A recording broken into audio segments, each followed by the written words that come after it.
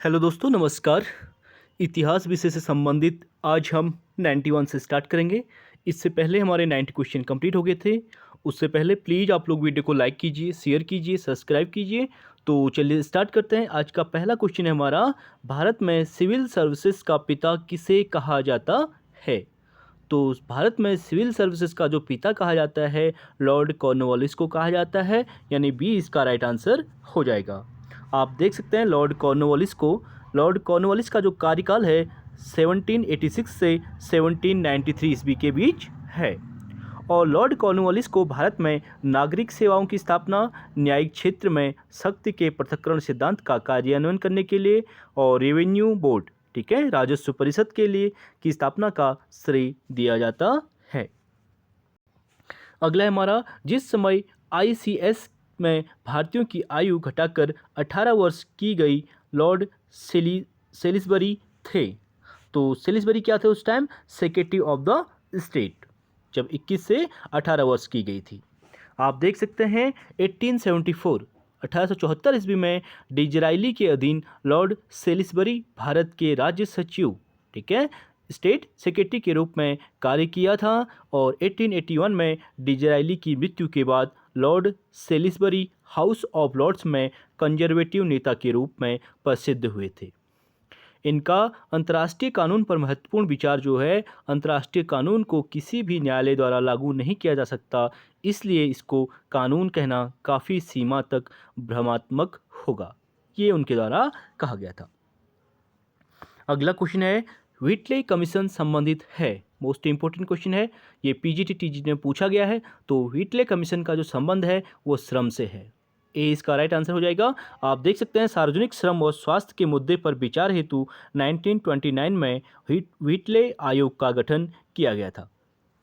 अगला क्वेश्चन है, east India company को शाह आलम द्वारा बंगाल, बिहार और उड़ीसा की दीवानी कब प्राप्त हुई थी? तो ईस्ट इंडिया कंपनी को जो शाह आलम द्वारा बंगाल, बिहार और उड़ीसा की दीवानी प्राप्त हुई थी वो 12 अगस्त 1765 को प्राप्त हुई थी, यानी बी इसका राइट आंसर हो जाएगा। आप देख सकते हैं 12 अगस्त 1765 ईस्वी को अपने फरमान द्वारा मुगल बादशाह शाह आलम द्वितीय ने ईस्ट इंडिया कंपनी को बंगाल, बिहार तथा उड़ीसा की दीवानी स्थायी रूप से दे दी है। इसके बदले कंपनी द्वारा सम्राट को 26 लाख तथा निजामत व्यय के लिए 53 लाख रुपये देना था। अगला क्वेश्चन है हमारा, भारतीय विधि आयोग की अध्यक्षता की थी। तो विधि आयोग यानी कानूनी आयोग की जो अध्यक्षता की थी वो किसने की थी? लॉर्ड मैकाले के द्वारा की गई थी। सी इसका राइट आंसर हो जाएगा। आप देख सकते हैं भारतीय विधि आयोग की स्थापना लॉर्ड मैकाले ने की थी।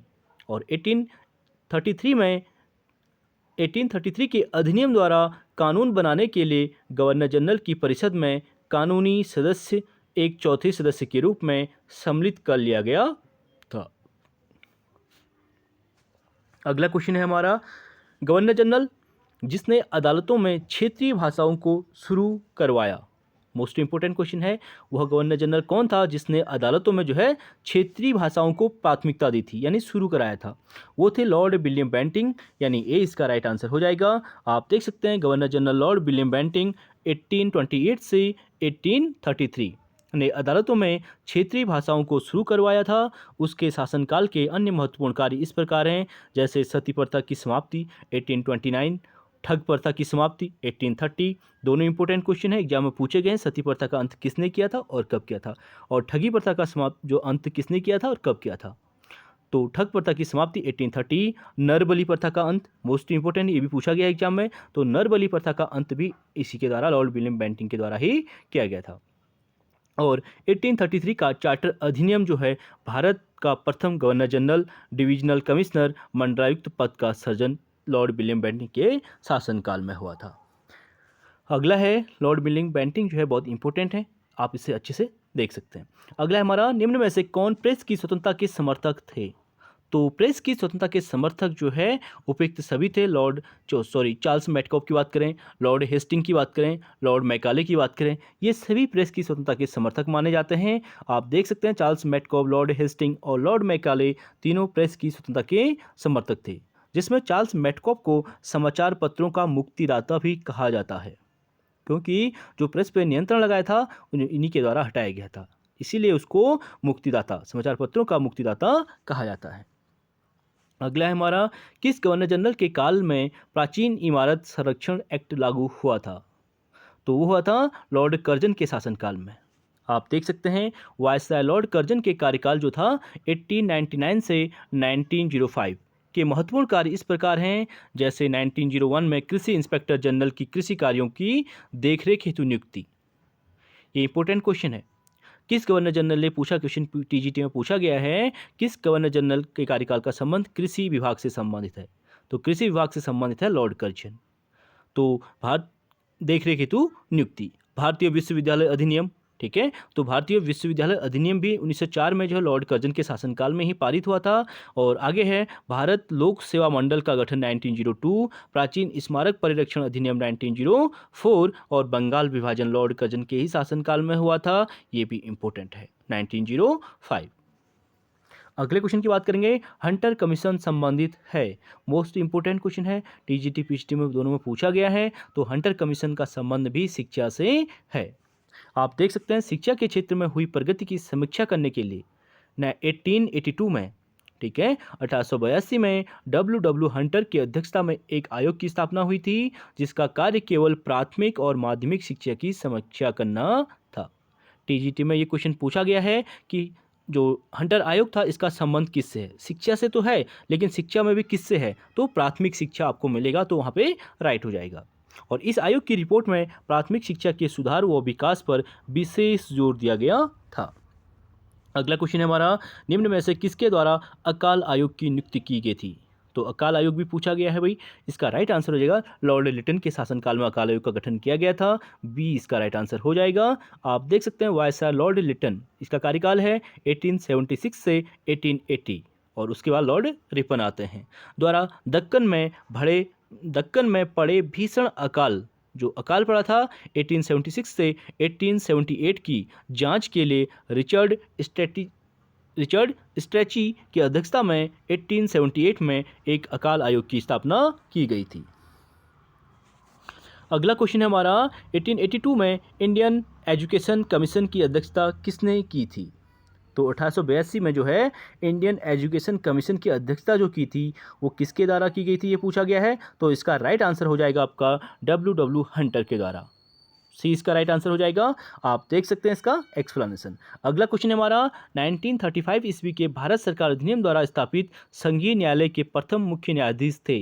मोस्ट इंपोर्टेंट क्वेश्चन है। तो 1935 ईस्वी में जो भारत सरकार अधिनियम द्वारा जो स्थापित संघीय न्यायालय था उसके प्रथम न्यायाधीश जो थे सर मोरिस क्वेर थे। डी इसका राइट आंसर हो जाएगा। आप देख सकते हैं 1935 ईस्वी के भारत सरकार अधिनियम के द्वारा स्थापित संघीय न्यायालय वर्तमान में सर्वोच्च न्यायालय के प्रथम मुख्य न्यायाधीश सर मॉरिस ग्वेयर थे। यह न्यायालय दिल्ली में स्थित था, जिसमें एक मुख्य न्यायाधीश तथा अधिकतम 6 अन्य न्यायाधीश हो सकते थे, जबकि वर्तमान में सर्वोच्च न्यायालय में एक मुख्य न्यायाधीश और 33 अन्य न्यायाधीश हैं, यानी कुल 34 हैं, 1 + 33। अगला है हमारा, कंपनी के अधिकारियों की भ्रष्टता तथा घूसखोरी के कारण निजी व्यापार तथा उपहार लेना बंद कर दिया। उन्हें एक विशेष अनुबंध पर हस्ताक्षर करने को किसने बाध्य किया था? तो वो किया था कॉर्नवालिस के द्वारा। डी इसका राइट आंसर हो जाएगा। आप देख सकते हैं कंपनी के अधिकारियों की भ्रष्टता तथा घूसखोरी के कारण निजी व्यापार तथा उपहार लेना बंद कर दिया गया। उन्हें एक विशेष अनुबंध पर हस्ताक्षर करने को लॉर्ड कॉर्नवालिस ने बाध्य किया था। अगला क्वेश्चन है हमारा, मीरात उल अखबार। मोस्ट इंपोर्टेंट क्वेश्चन है, बहुत बार टीजीटी पीजीटी में पूछा गया है और अन्य अदर एग्जाम में भी पूछा गया है। तो मीरात उल अखबार जो है किसके द्वारा स्थापित किया गया था, पूछा गया है। तो मीरात उल अखबार का संबंध जो है राजा राम मोहन रॉय से हो जाएगा। ए इसका राइट आंसर हो जाएगा। आप देख सकते हैं भारत में जो राष्ट्रीय प्रेस की स्थापना का श्रेय राजा राम मोहन रॉय को दिया जाता है। इन्होंने संवाद कौमुदी, ठीक है, मोस्ट इंपोर्टेंट बुक है संवाद कौमुदी, 1821 ईस्वी में, मीरात उल अखबार 1822 ईस्वी में फारसी भाषा में प्रकाशन कर भारत में प्रगतिशील राष्ट्रीय प्रवृत्ति के समाचार पत्रों का शुभारंभ किया था। अगला क्वेश्चन है हमारा, ब्रिटिश इंडियन एसोसिएशन की स्थापना 1851 में किसने की थी? तो ब्रिटिश इंडियन एसोसिएशन की जो स्थापना 1851 में राधाकांत देव के द्वारा की गई थी। बी इसका राइट आंसर हो जाएगा। आप देख सकते हैं ब्रिटिश इंडियन एसोसिएशन की स्थापना 28 अक्टूबर 1851 ईस्वी को राधाकांत देव ने की थी और यह संस्था भारतीयों के लिए राजनीतिक अधिकारों की मांग को लेकर स्थापित हुई थी। अगला क्वेश्चन हमारा, किसका असली नाम मूल शंकर था? मोस्ट इंपोर्टेंट, ये भी टीजीटी में पूछा गया है। तो मूल शंकर जो है स्वामी दयानंद सरस्वती का मूल नाम मूल शंकर था, बचपन का नाम। तो इसलिए डी इसका राइट आंसर हो जाएगा। आप देख सकते हैं स्वामी दयानंद सरस्वती के बचपन का जो नाम था मूल शंकर था। इनका जन्म 1824 में गुजरात के मोरवी नामक स्थान पर हुआ था। इन्होंने 1875 यानी 1875 में बम्बई में आर्य समाज की स्थापना की थी। ये डेट इंपॉर्टेंट है और कहाँ की थी ये भी पूछा गया एग्जाम में है। अगले क्वेश्चन की बात करेंगे, एकेडमिक एसोसिएशन की स्थापना किसने की थी? तो एकेडमिक एसोसिएशन की स्थापना जो की थी हेनरी विवियन डेरिजियो के द्वारा की गई थी। ए इसका राइट आंसर हो जाएगा। मोस्ट इंपोर्टेंट क्वेश्चन है ये भी। बंगाल में जो यंग बंगाल आंदोलन के जन्मदाता, ठीक है, ये भी क्वेश्चन पूछा गया कि बंगाल में यंग बंगाल आंदोलन के जन्मदाता कौन थे? तो हेनरी विवियन डेरिजियो ने आध्यात्मिक उन्नति और समाज सुधार के लिए academic association of society for the acquisition of general knowledge जैसे संगठनों की स्थापना की थी। अगला क्वेश्चन है हमारा, निम्नलिखित में से कौन भारतीय दर्शन की उपेक्षा पाश्चात्य दर्शन से अधिक प्रभावित था? तो वो थे राजा राम मोहन रॉय। ठीक है, भारतीय दर्शन की अपेक्षा ये पाश्चात्य दर्शन से अधिक प्रभावित हुए थे। राजा राम मोहन रॉय वस्तुतः प्रजातंत्रवादी और मानवतावादी थे।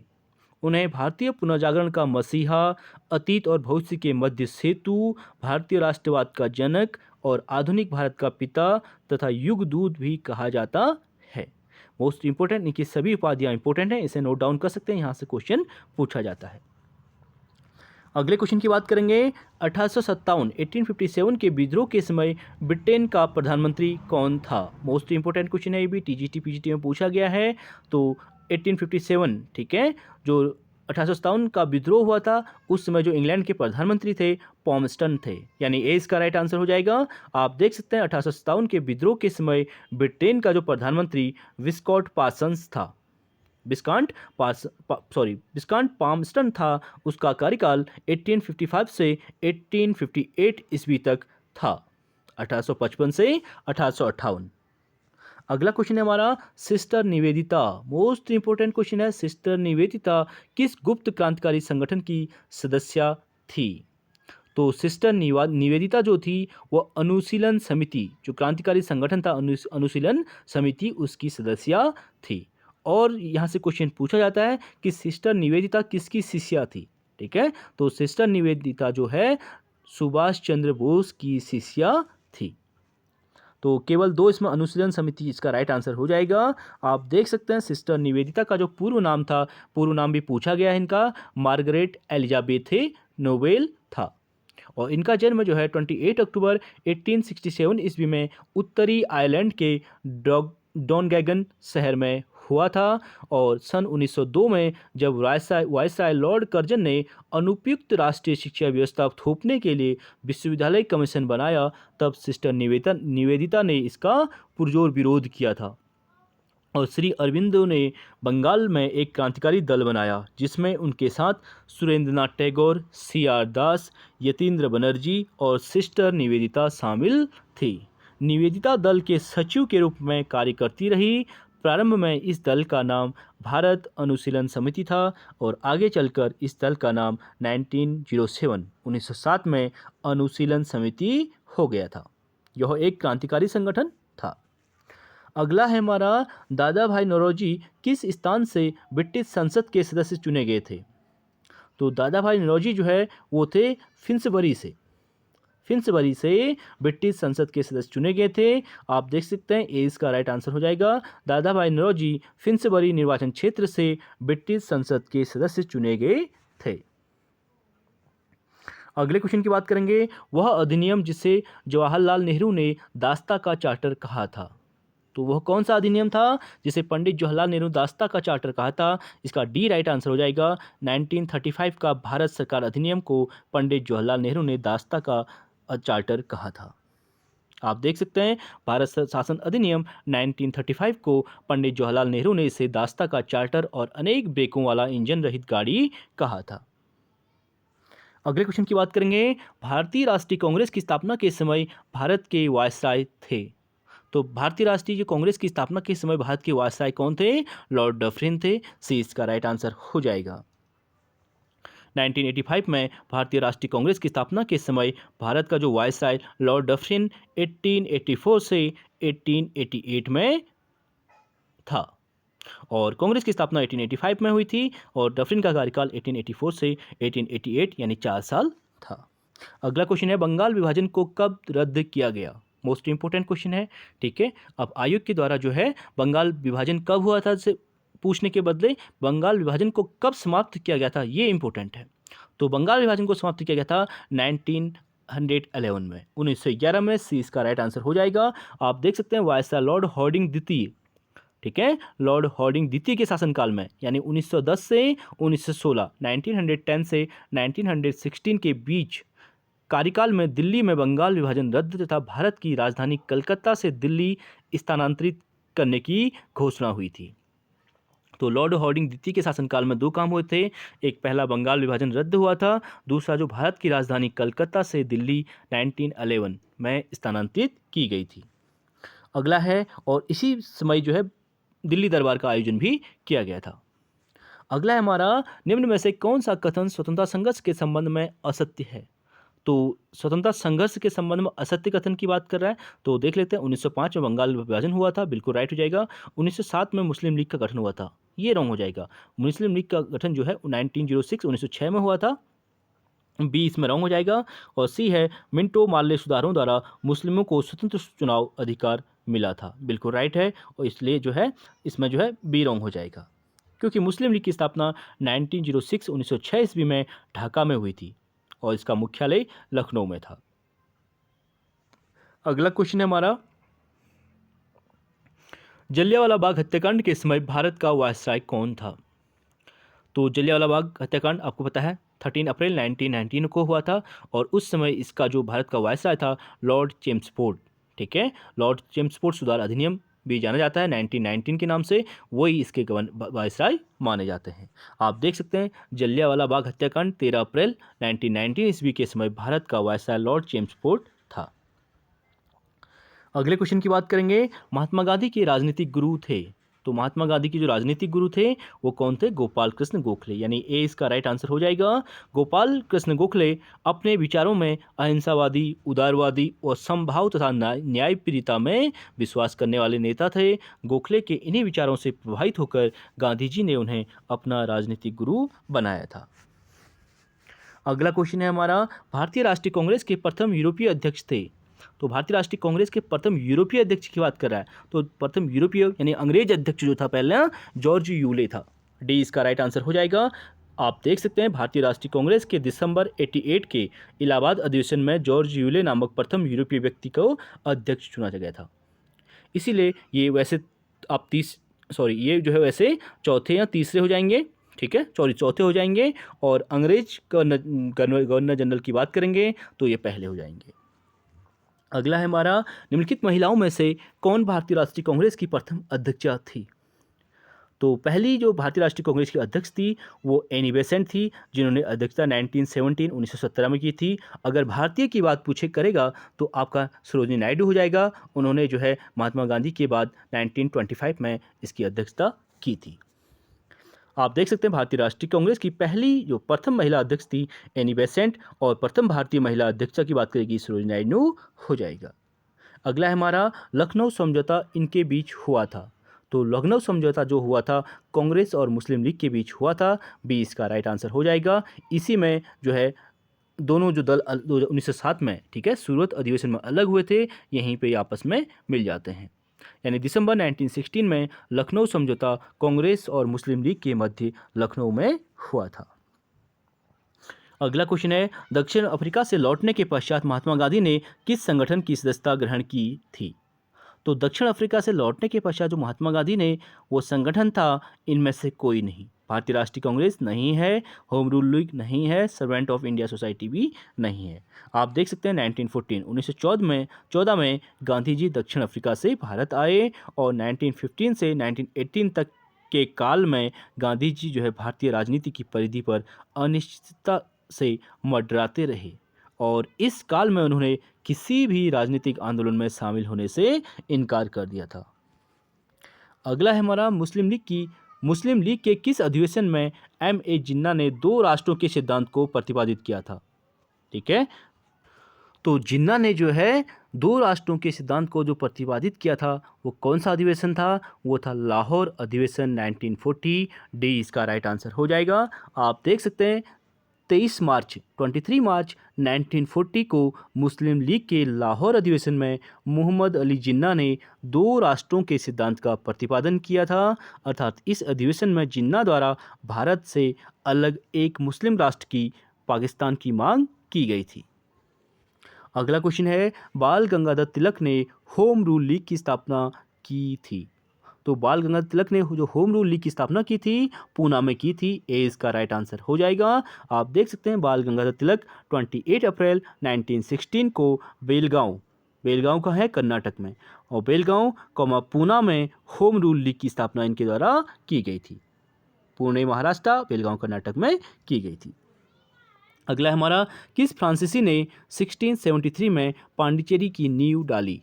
मोस्ट इंपोर्टेंट है, पांडिचेरी की नींव जो है 1673 में फ्रैंको मार्टिन के द्वारा डाली गई थी। बी इसका राइट आंसर हो जाएगा। आप देख सकते हैं 1673 ईस्वी में फ्रेंच ईस्ट इंडिया कंपनी के निदेशक फ्रांसिस मार्टिन ने वलीकोंडापुर के सूबेदार शेरखान लोधी से पुदुचेरी नामक एक गांव प्राप्त किया था, जिसे कालांतर में पांडिचेरी के नाम से जाना गया। किसे प्राप्त किया था? सूबेदार शेरखान लोधी से। अगला क्वेश्चन है हमारा, लोकायत दर्शन का प्रवर्तक किसे माना जाता है। तो लोकायत दर्शन का संबंध चारवाक वंश से हो जाएगा। ए इसका राइट आंसर हो जाएगा।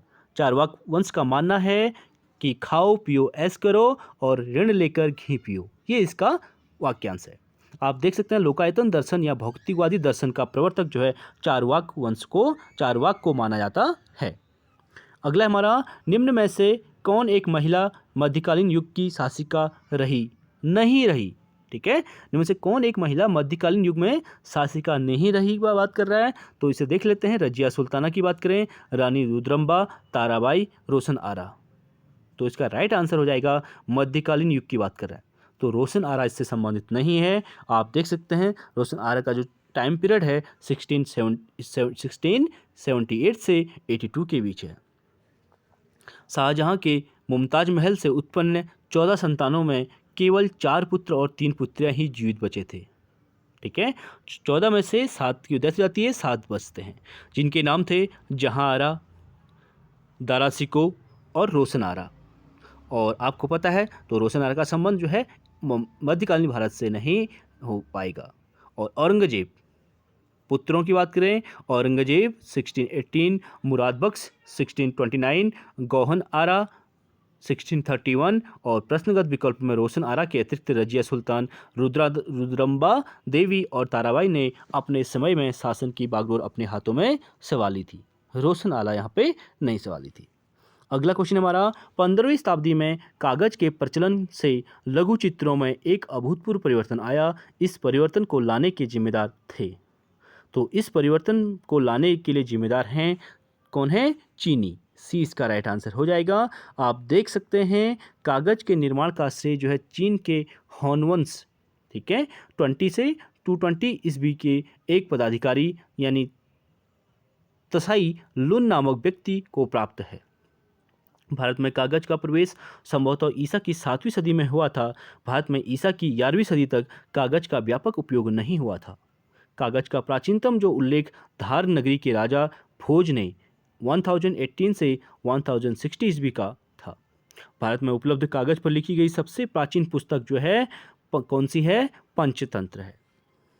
यहाँ पे पंचरक्ष लिखा है तो पंचतंत्र होना चाहिए। और लघु उद्योग के रूप में कागज का निर्माण दिल्ली और लाहौर में मोहम्मद बिन तुगलक के शासनकाल में आरंभ हो गया था और मुगल काल में औरंगाबाद के नज़दीक का दौलताबाद शहर दक्षिण भारत में कागज निर्माण का एक प्रमुख केंद्र बन गया था और 15वीं शताब्दी में कागज के प्रचलन से लघु चित्रों में एक अभूतपूर्व परिवर्तन आया था।